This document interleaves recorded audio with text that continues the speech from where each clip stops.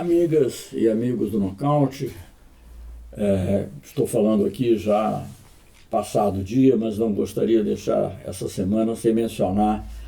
a 75 anos do Holocausto, seguramente uma das maiores, se não a maior tragédia, o maior morticínio verificado na história. Digamos assim, o mais determinado, o mais claramente genocida, aquele cujo objetivo era eliminar um povo. Claro, houve outros também, com os povos indígenas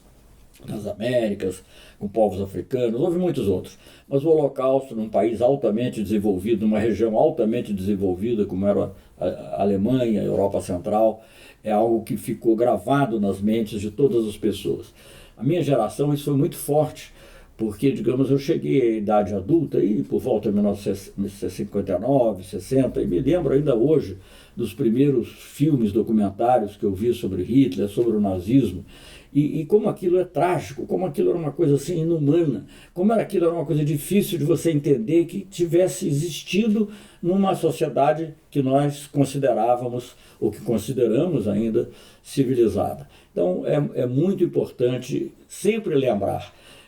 Eu gosto muito de cinema, quero mencionar um filme para vocês, que é um documentário chamado Noite e Bruma, Nuit et Brouillard, um filme do Alain Resnais, um documentário em que é justamente uma visita aos campos de concentração, já então tomados pelo capim, já um pouco tomados pela erva daninha, como se nada tivesse ocorrido. Eu sei que depois disso foram feitos museus em Auschwitz e outros lugares que fazem com que essa lembrança esteja sempre viva. Mas eu acho muito importante lembrar isso. E ao lembrar do Holocausto, nós temos que lembrar também da necessidade da paz. Eu acho que é muito importante, eu diria que uma grande parte da intelectualidade judia de natureza progressista, eu me orgulho muito de ter conhecido, não posso dizer que fui amigo dele, porque não pude desenvolver, embora o nosso diálogo tenha terminado com uma frase dele muito sugestiva, dizendo "to be continued", continuaremos. O Amos Oz. O Amos Oz é um grande escritor israelense, de origem da Europa setentrional, e tem muitos livros, né, que todos publicados no Brasil, um grande escritor, mas foi uma pessoa que sempre se opôs às atitudes agressivas do Estado de Israel.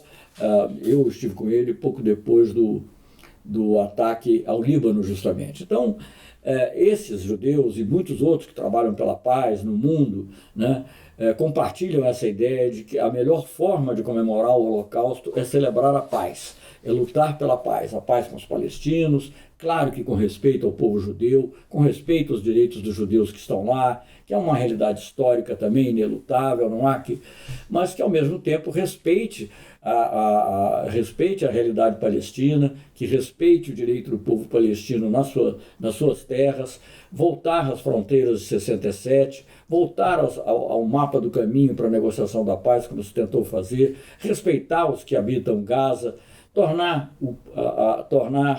a Palestina um Estado não só existente juridicamente, mas viável politicamente, viável territorialmente, e em paz com Israel, com as garantias de segurança que Israel sempre pediu e que deve ter. Então eu acho que, digamos, comemorar o Holocausto é importante,